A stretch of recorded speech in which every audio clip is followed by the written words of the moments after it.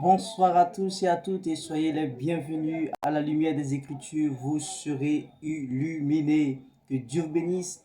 Certaines personnes se posent la question comment faire pour échapper à la tentation, comment faire pour y échapper. Et aujourd'hui, nous avons 3 points à vous amener afin de pouvoir échapper à la tentation de Satan, du diable, face à des tentation, comment faire pour échapper. Et je sais bien que vous connaissez l'histoire de Jésus lorsqu'il a été tenté au désert dans le livre de Matthieu, le chapitre 4, le verset 1 à 11.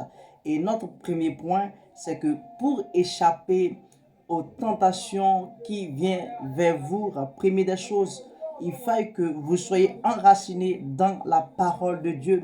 Et Jésus a pu échapper à la tentation du diable parce que il était enraciné dans la parole. Et cela montre l'importance de connaître la parole de Dieu et de la méditer euh, afin de pouvoir résister aux pièges de l'ennemi. Lorsque nous sommes confrontés à des épreuves, des tentations, de notre foi solide en Christ, parce que si nous avons la connaissance de la parole de Dieu, nous pouvons y échapper et rester ferme. Que Dieu bénisse.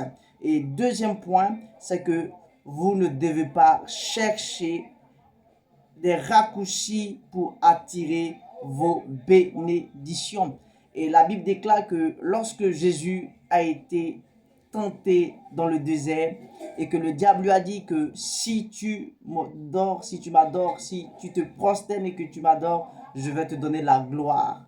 Et Jésus a préféré obéir à Dieu.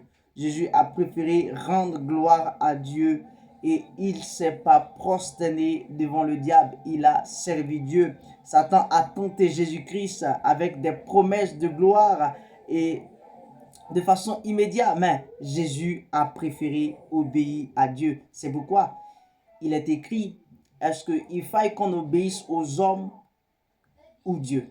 Il est préférable de chercher à obéir à Dieu. Lorsque vous serez face à des propositions pour dire je vais te donner la gloire, je vais te promouvoir, je vais te donner ceci, mais il faille que tu entres dans nos sectes, presque francs-maçons ou quelque chose comme ça, vous devez comprendre qu'il est nécessaire pour vous de d'obéir à Dieu et non aux hommes, parce que Dieu vous bénira conformément à sa parole. Le temps de votre bénédiction viendra. J'aimerais parler uniquement à quelqu'un peut-être qui me suit il y a 2 jours de cela, un jour de cela. J'aimerais t'amener à comprendre. Ne cherche pas à obéir aux hommes, ne cherche pas la gloire de ce monde.